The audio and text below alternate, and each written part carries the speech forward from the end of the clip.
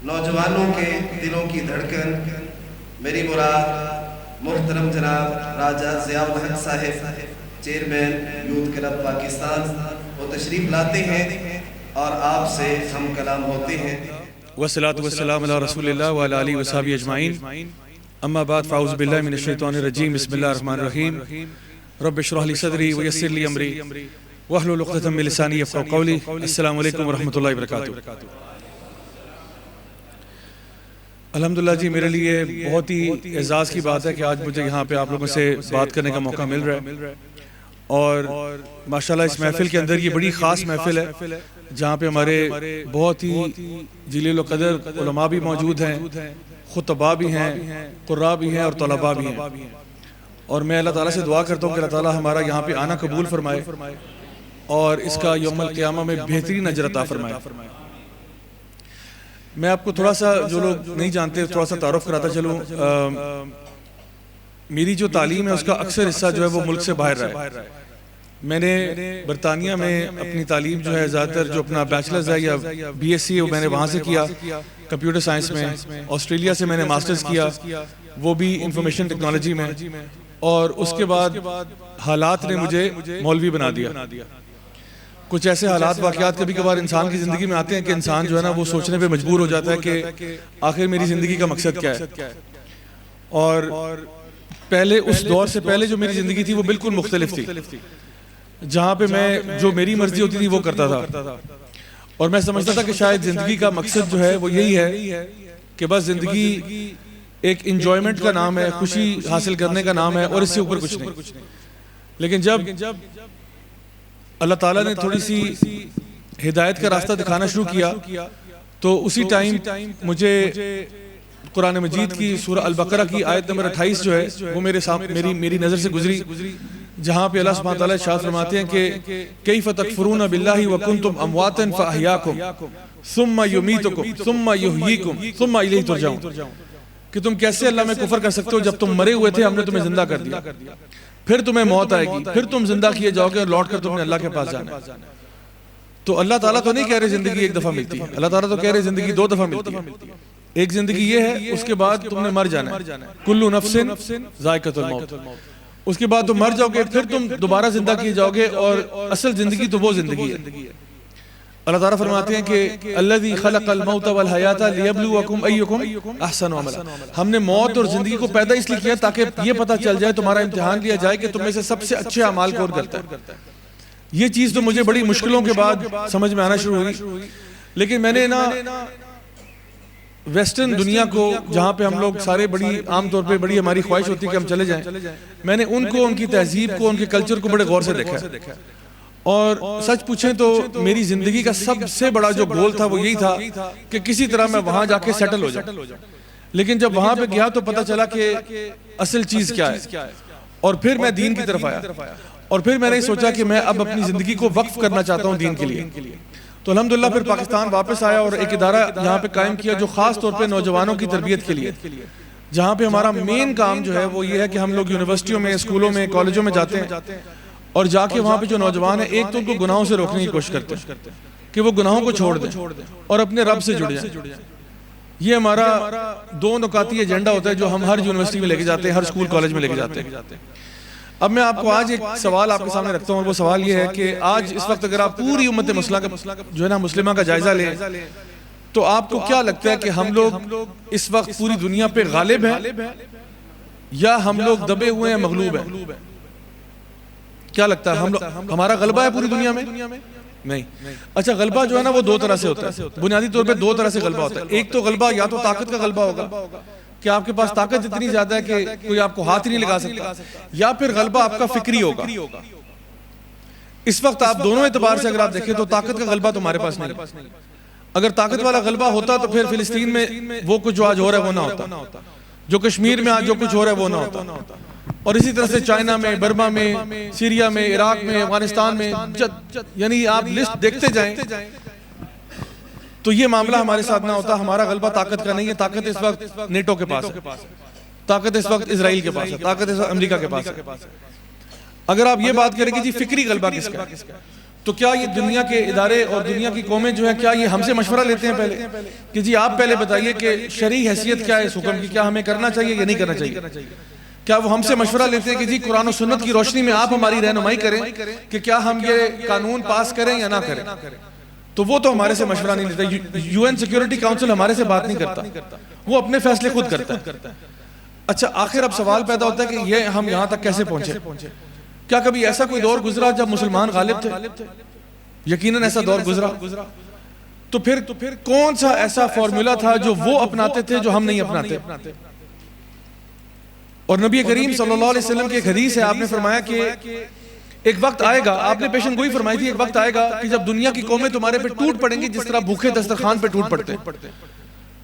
तो सहाबा बड़े हैरान हुए कि या रसूल अल्लाह ये किस तरह हो सकता है, यानी ये कैसे होगा कि सारे, क्या हम तादाद में बहुत कम होंगे? आपने कहा नहीं, तादाद में तो बहुत ज्यादा है।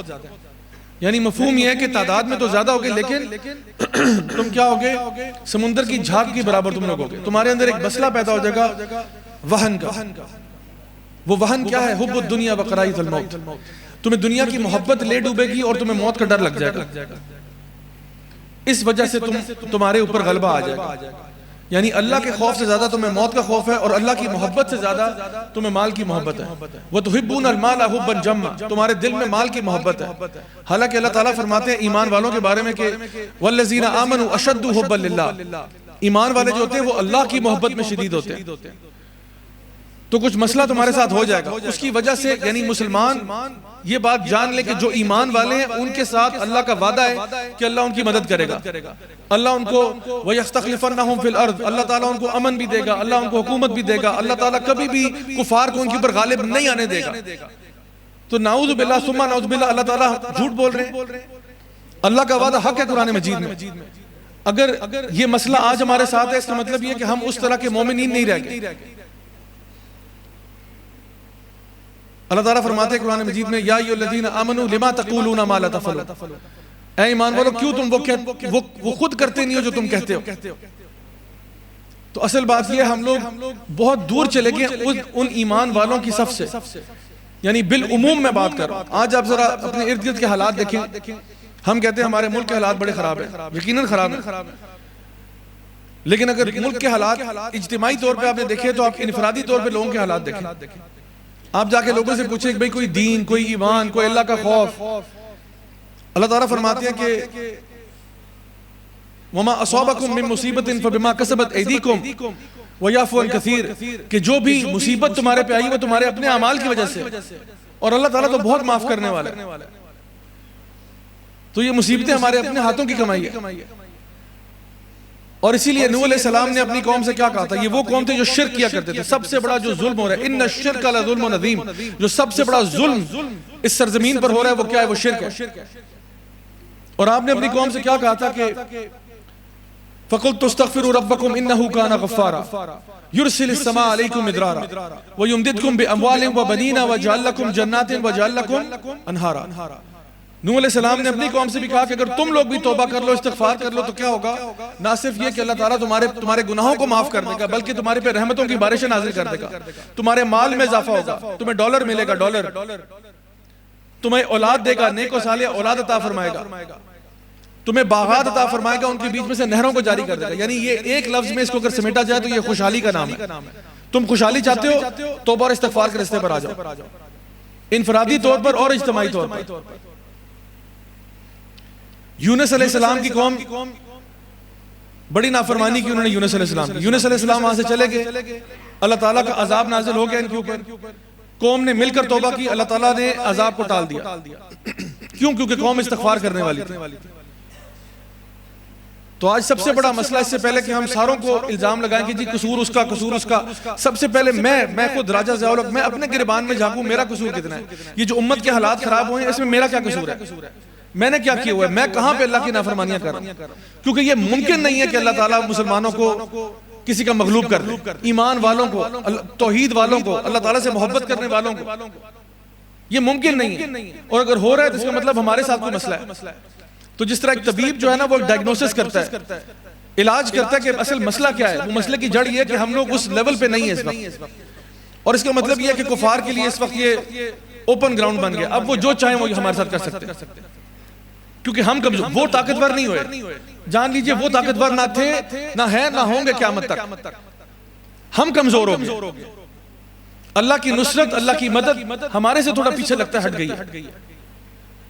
और आप देखिए वहां पे ये किस तरह से वो उनके पास गलबा आया। मैं इस्लामाबाद से आया हूँ आज आपके पास, यहाँ पे मैं इंटरनेशनल इस्लामिक यूनिवर्सिटी इस्लामाबाद में पढ़ाता भी हूँ, और ये मेरा मजमून है वहां जो मैं पढ़ाता हूँ। क्या वहां पे क्या पढ़ाता हूँ मैं? वहां पे तकाबुल अदयान नहीं, तकाबुल फलसफा पढ़ाता हूँ। कौन सा फलसफा? एक इस्लाम का फलसफा और फिर एक उनका जिसको लिबरलिज्म कहा जाता है, सेक्युलरिज्म कहा जाता है, कैपिटलिज्म कहा जाता है। इनका आपस में कंपैरिजन किया जाता है कि हमारा दीन क्या कहता है और वो जिस फलसफे पर है वो क्या कहता है। और आप यकीन जानिए उनके पास कुछ भी नहीं है, बैतुल अनकबूत है, ये मकड़ी का जाला है, इनके पास कुछ नहीं है। इनके पास आप उनके दलाइल पढ़ना शुरू करते हैं, आप कहते हैं हैरत होती है कि इंसान ये बात मानता हो, और फिर इंसान के दिल में शुक्रगुजारी पैदा होती है कि अल्लाह का शुक्र है, अल्हम्दुलिल्लाह सुम्मा अल्हम्दुलिल्लाह, अल्लाह ताला ने हमें मुसलमान घराने में पैदा कर दिया। लेकिन पैदा तो कर दिया, अब हमारा काम है कि हम उसके ऊपर अमल भी करते या नहीं करते। वरना याद रखिए सबसे निचला गड़ा जहन्नम में कुफार का नहीं है, मुनाफिकीन का है।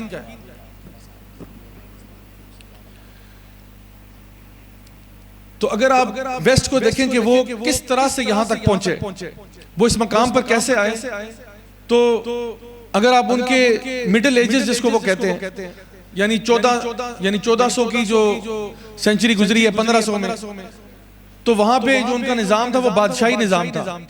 बादशाही निजाम था, बादशाह बड़े अमीर थे, आम आवाम बड़ी गरीब थी। और इन बादशाहों के साथ उस जमाने के जो दीनी तबका था वो भी मिल गया। दीनी तबका यानी उनके जो उलमा थे ईसाइयत के, लेकिन उनको ईसाइयत के उलमा कहना भी ईसाइयत की तौहीन होगी, क्योंकि वो ईसाइयत से बहुत दूर जा चुके थे। यानी जो ईसा अलैहिस्सलाम जो दीन लेकर आए थे उससे बहुत दूर जा चुके थे। उनके अंदर यूनानी फलसफा मिक्स हो चुका था, यानी ईसाइयत के तालीमात के साथ यूनानी फलसफा मिक्स हो गया। वो बहुत ज्यादा अपने ट्रैक से उतर गए और उन्होंने जाके बादशाहों के साथ समझौता ये कर लिया कि आप हमें पैसे दें, आप हमें यानी खिलाते पिलाते रहें, तो हम जो अवाम है उनको ये कहेंगे कि तुम्हारे ऊपर जो हुक्मरान आए हुए हैं ये अल्लाह की तरफ से हैं, ये अल्लाह की तरफ से तुम्हारे ऊपर तैनात है, तो इनके बारे में आपने बात नहीं करनी, इनको कुछ नहीं कहना। तो होता ये गया कि हुक्मरान जो है वो जालिम से जालिम होते चले गए, और साथ उनके दीनी तबका जो था वो साथ मिला हुआ था, और लोगों का जो गम गुस्सा था वो दोनों तरफ बहुत शिद्दत के साथ आ रहा था। यानी अवाम जो है ना, 99% अवाम जो है जो पिस रही है, जिसके पास 2 वक्त की रोटी नहीं है, ये ज्यादातर किसान लोग थे। इनके माल भी खा जाते, टैक्सेस लगाते, क्या से क्या करते। तो इतने हालात पूरे यूरोप में इतने हालात खराब हुए कि वहां पे खूनी इनकलाब आ गया, फ्रेंच रेवोल्यूशन और ये बहुत सारी चीजें आई। उन्होंने क्या किया, अपने बड़े बड़े जो जितने भी सरबराह थे उनको चौकों में लाके गर्दनें उतारना शुरू कर दी, क्योंकि लोगों की एक मकाम पे बस हो गई। उन्होंने कहा भाई ये दीनदार तबका हमें डुबा रहा है, और साथ साथ ये जो बादशाह ये भी डुबा रहे हैं। क्योंकि दीनदार तबका जो उनके उस जमाने के कोई फलसफी या कोई साइंसदान होता, तो अगर कोई बात कहता तो उसको ये कहते थे कि या तो तुम साइंस वाले बनो या तुम दीन वाले बनो, दोनों चीजें एक साथ नहीं हो सकती। या फिर अगर उनकी सोच से कोई मुख्तलिफ, जिस तरह वहां पे कैथोलिक्स थे तो प्रोटेस्टेंट वहां पे खड़े हो गए, उनको इन्होंने कह दिया कि तुम भी सारे वाजिबुल कत्ल हो गए, तो दीनी जमात को मार दिया। तो लोगों ने जब देखा कि भाई हमारी तो बस होगी, तो उन्होंने क्या किया, एक खूनरेज इनकलाब आया पूरे यूरोप में, और उन्होंने क्या किया, अपने बादशाहों को भी और जो दीनी तबका था उनके जो सरबराह थे उनको भी सड़कों पे लाके टांगना शुरू कर दिया, गर्दनें उतारना शुरू कर दी। अच्छा, अब क्या हुआ कि ऊपर जो एक पावर का स्ट्रक्चर था, जो ताकत का एक स्ट्रक्चर निजाम बना हुआ था, अब वो सारा का सारा टूट गया। अब लोगों ने फैसला किया कि अब हम अपना निजाम कैसे चलाएं। उस टाइम पे जितने फलसफी इनके पैदा हुए, वो चाहे फ्रांस के हों, चाहे बरतानिया के हों, चाहे जर्मन हों, मुख्तलिफ फलसफी सामने आए और हर कोई अपना अपना नजरिया लेकर आया कि भाई हमें सेक्युलरिज्म को लेकर चलना चाहिए। किसी ने कहा हमें लिबरलिज्म को लाना चाहिए, किसी ने कहा कैपिटलिज्म कोई चीज होती है, किसी ने कहा सोशलिज्म है, कम्युनिज्म है, मार्क्सिज्म है। मुख्तलिफ किस्म के अफकार और ख्यालात इस जगह पे आना शुरू हो गए। लेकिन एक बात तय थी, एक बात तय क्या हो गई कि अब हमने मौलवी का पीछा नहीं करना, अल्लाह माफ करे, मौलवी का पीछा नहीं करना। यानी इतने वो बदजन हो गए अपने दीनी तबके से, दीनी उलमा से, कि उन्होंने कहा हमारी तौबा जो अब हम मौलवी के पीछे लग जाए। ये मौलवी ने हमारा सारा काम खराब किया, ये बादशाहों से जहां मिले हैं इन्होंने हमारा तबाही करके रख दी है, टैक्सेस भी लगवाए हैं और हमें चुप करा के लॉलीपॉप देते रहे कि खामोश होकर बैठ जाओ, और हमारा बेड़ा गर्क हो गया सारों का। तो अब हम इनको नहीं मानते, अब हम लोग हर चीज का फैसला अपनी अकल से करेंगे, अकल से। इसको एज ऑफ मटीरियलिज्म भी कहते हैं। अकल से क्या करेंगे कि जो चीज आंखों से देखी जाती है, जो चीज हवासे खमसा में आएगी वो हकीकत है, जो हवासे खमसा से बाहर है उसको हम नहीं मानेंगे। यूरोप ने फैसला कर लिया। तो इसमें अल्लाह का इनकार भी शुरू हो गया कि अल्लाह को तो नाउज बिल्लाह सुबह नाउज बिल्लाह कभी आंख से देखा ही नहीं। जन्नत और जहन्नम का भी इनकार हो गया, भाई हम तो मानते नहीं, ये तो मौलवियों के ड्रामे थे, मौलवियों ने कहानियां सुनाई थी हमें। फिर ये फरिश्तों की बातें और ये सब, ये हम नहीं मानेंगे, क्योंकि ये कोई भी चीज हमारे ना आंखों से देखी, ना कानों से सुनी, ना हाथ लगाए कभी, कुछ बात ही नहीं ऐसी। तो कहा कि अब हम इस सारी चीजों को रद्द करते हैं, अब सिर्फ उस चीज की बात होगी जो हवासे खमसा में आती है। इसमें क्या हुआ, अब साइंस में तरक्की शुरू हो गई, और हुआ ये कि यूरोप को फायदा भी हुआ।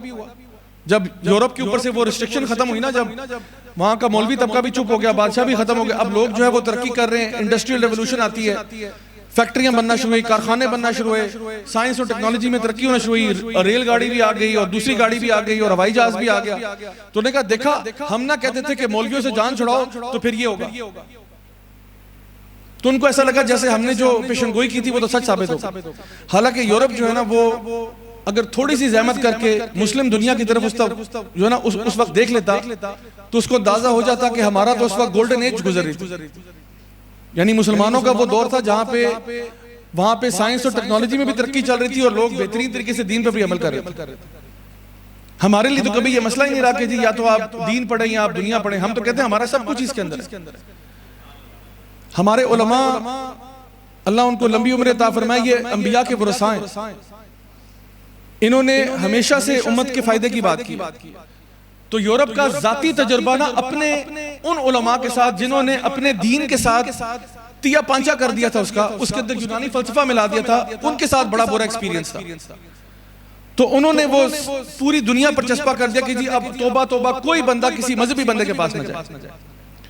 हुआ क्या कि उस टाइम पे इत्तफाकन कह लीजिए, जिस तरह भी कह रहे, कदर अल्लाह व माशा फाल, जो होना था वो हुआ। 6 ममालिक जो हैं यूरोप से इस नजरिए को, इस फिक्र को, इस सोच को लेकर पूरी दुनिया पे गालिब होने निकल जाते हैं। अब ताकत का गलबा आ रहा है। उसमें ब्रिटिश भी हैं, डच हैं, फ्रेंच हैं, पोर्चुगीज हैं, स्पेनिश हैं, इटालियंस हैं। अब ये जो पोर्चुगीज हैं वो गए साउथ अमेरिका चले गए, वहां जाके ब्राजील में चले गए। अब ब्राजील के लोग आज पोर्चुगीज बोलते हैं, हालांकि उनकी अपनी सिविलाइजेशन दूसरी है। जो कुछ वहां पे गए, मैक्सिको, चिली, वहां पे स्पेनिश जो है वो जो ना वहां पहुंच के वहां पे आज स्पेनिश बोली जाती है। अल्जीरिया वगैरह में फ्रेंच चले गए, वहां पे आज जो ना फ्रांसीसी जुबान बोली जाती है। हमारी किस्मत में ब्रिटिश आ गए तो हम आज इंग्लिश बोलते हैं। तो ये अपने साथ नजरिया लेकर आए, और वो नजरिया क्या था? वो नजरिया ये था कि सबसे पहले अपना तालीमी निजाम जो है ना वो अलग-अलग करो। जिसने मौलवी बनना है उसको इधर साइड पे करो, और जिसने दुनिया सीखनी है और हमारी तरह तरक्की करनी है वो हमारे स्कूलिंग सिस्टम में आ जाए। वो मैट्रिक करेगा, वो एफएससी करेगा, वो ओ लेवल्स और ए लेवल्स करेगा। और हमें एक लॉलीपॉप, एक और लॉलीपॉप देने के लिए कहा कि अच्छा जिसने इस्लामिक स्टडीज पढ़नी है, इस्लामियात पढ़नी है, वो एक छोटा सा मजमून है। मैं समझता हूँ सबसे मिस्कीन मजमून हमारे स्कूल में इस्लामिक स्टडीज का ही है। 50 नंबर का मजमून है, उसमें आप फेल भी हो जाए तो अगली क्लास में आपको भेज देंगे। लेकिन अल्लाह माफ करे कोई बंदा इंग्लिश में फेल ना हो, अल्लाह माफ करे कोई बंदा मैथमेटिक्स में फेल ना हो, कोई साइंस में फेल ना हो, क्योंकि अगर उसमें फेल हो गए अगली क्लास में आप नहीं जा सकते। और इनका कहना यह था कि इससे कोई फर्क नहीं पड़ता कि आपका ईमान किस चीज पर है। भाई तुम भगवान को मानते हो, राम कृष्णा को मानते हो, हनुमान को मानते हो, खुदा को मानते हो, जिस मर्जी, ईसा अलैहिस्सलाम को मानते हो, जिस मर्जी को, हमारा इससे कोई ताल्लुक वास्ता कोई नहीं। हम तुम्हें एजुकेशन देंगे, हम तुम्हें एजुकेशन देंगे, इससे कोई फर्क नहीं पड़ता तुम किस पर ईमान लाते हो। और अल्लाह रब्बुल इज्जत कुरान मजीद में इरशाद फरमा रहे हैं कि जो देख सकते हैं और जो अंधा है वो बराबर हो सकते हैं। जिसके पास इल्म है और जो ला इल्म है वो बराबर हो सकते हैं। जिसके सीने में ईमान है और जिसके सीने में ईमान नहीं है वो बराबर हो सकते हैं। तो इन्होंने कह दिया हाँ बराबर हो सकते हैं, कोई मसला नहीं, आप हमारे काम, आप दफ्तर में आइए, हाँ दीन को अपने घर में रखो। जिसने दीन पढ़ना है वो घर तक रखे उसको। घर में जिसने अल्लाह अल्लाह करनी है, मस्जिद में जिसने अल्लाह अल्लाह करनी है वो करे, लेकिन हमारे दफ्तर में दीन मत लेकर आना, स्कूल में दीन मत लेकर आना, कॉलेज यूनिवर्सिटी में दीन मत लेकर आना, और खास तौर पे हमारे जो फैसले होंगे उसमें दीन को मत लेकर आना। ये सेक्युलरिज्म का जो निजाम पूरी दुनिया में इस वक्त आपको नजर आ रहा है, इसकी जड़ क्या है, इसका मकसद क्या है? सेक्युलरिज्म की सादा उर्दू तारीफ ये है कि हमें अपने मामलात को चलाने के लिए मजहब से मशवरा लेने की जरूरत नहीं है। हमें अपने मामलात को चलाने के लिए मजहब से मशवरा लेने की जरूरत नहीं है। वो कहते हैं कि देखो अब मैंने कानून बनाना ना, तो मैं मौलवी से नहीं पूछूंगा कि आप बताइए कि मैं कानून बनाऊं या ना बनाऊं, मैं बनाऊंगा कानून। अगर मुझे अच्छा लग रहा है, मेरी अकल में बात आ रही है, मैं कर दूंगा। अब आपने मुझे बताया कि नहीं ये गलत है, ये गैर शरई है, अपनी चीजें अपने पास रखो। तो ये निजाम चलना शुरू हुआ वहां से, अब हमारे यहाँ पे भी आ गया और कैफियत यहां तक पहुंच गई कि हमने ये सोचा कि हमारे सबसे अच्छे बच्चे जो है ना वो जाएं स्कूलों में, कॉलेजों में, यूनिवर्सिटियों में, बाहर एजुकेशन के लिए जाएं। जिस तरह मुझे भेज दिया, वो तो अल्लाह का मंजूर ये था कि मैंने मौलवी बनना था, तो मैं वो सब कुछ छोड़ छाड़ के वापस आ गया। मेरी आखिरी job full time job Dubai में थी, एक टॉप मल्टीनेशनल कंपनी के साथ, जबरदस्त सैलरी, तनख्वाह, सारा कुछ। वो छोड़ छाड़ के जब मैं पाकिस्तान वापस आया, मेरे माँ बाप बड़े हैरान हुए। हालांकि रहने वाले पाकिस्तान के, हम कहते हैं जी पाकिस्तान का मतलब क्या, ला इलाहा इल्लल्लाह। पाकिस्तान के रहने वाले जो अपने आप को आशिक़े रसूल कहते हैं, जो अपने आप को कहते हैं कि जी हम अल्लाह को मानते हैं, उनको जब पता चला कि उनका बेटा मौलवी हो गया, तो उन्होंने कहा बेटा तुम्हारा दिमाग खराब है, ये क्या कर रहे हो? मैंने कहा मैं तो नबी करीम सल्लल्लाहु अलैहि वसल्लम की इत्तिबा करना चाहता हूँ, जिसकी मोहब्बत के दावे हम सब करते हैं। मैं उनकी तरह, ये नहीं कि मैं उनकी तरह बन जाऊंगा, मैं तो उनकी जूती के खाक की खाक बराबर भी नहीं हूं, लेकिन कोशिश तो कर सकता है ना इंसान। लेकिन उस पे भी वो रद्द अमल, वो रिएक्शन क्या आप सोच नहीं सकते। वो तो अल्लाह का बहुत बहुत करम है कि 2 साल के बाद अल्हम्दुलिल्लाह मेरे माँ बाप माशाल्लाह अब तो बहुत बड़े मेरे फैन बने हुए हैं, बहुत पसंद करते हैं कि अल्हम्दुलिल्लाह बेटा तुम ठीक रास्ते पे हो। लेकिन ये मैं उनकी हिम्मत को मतलब सराहता हूँ कि पूरे सिस्टम ने ना उनको ऐसा मंजर पेश किया कि बस अल्लाह माफ करे कोई मौलवी ना बन जाए, खुदा ना खास्ता। हालांकि मैं समझता हूँ कि जो हमारा इमाम है वो पूरी सोसाइटी का सबसे काबिल एहतराम शख्स होना चाहिए, सबसे ज्यादा काबिल एहतराम, सबसे ज्यादा इल्म वाला, सबसे ज्यादा बाअमल, सबसे ज्यादा अच्छी पर्सनैलिटी वाला, कि हर बच्चा कहे कि अम्मा मैंने बड़ा होकर ये बनना है,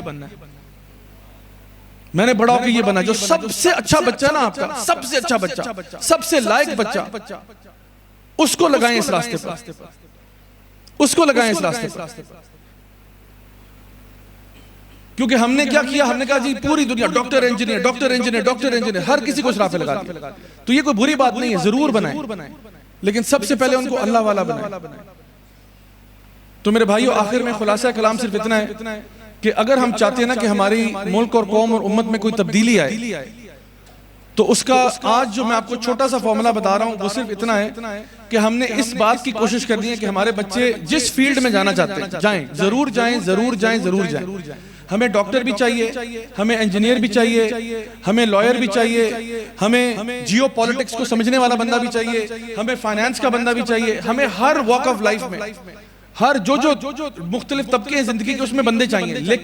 लेकिन ये ऐसे लोग हो जो अल्लाह से डरने वाले लोग, ये ऐसे लोग हो जो नबी करीम सल्लल्लाहु अलैहि वसल्लम से दिली मोहब्बत करने वाले लोग, जो ये बात जानते हो लक़द कान लकुम फी रसूलिल्लाहि उस्वतुन हसना, जो ये बात जानते हो। अगर हमने ऐसे नौजवान तैयार कर लिए तो इंशाअल्लाह उम्मत का फ्यूचर बहुत अच्छा है।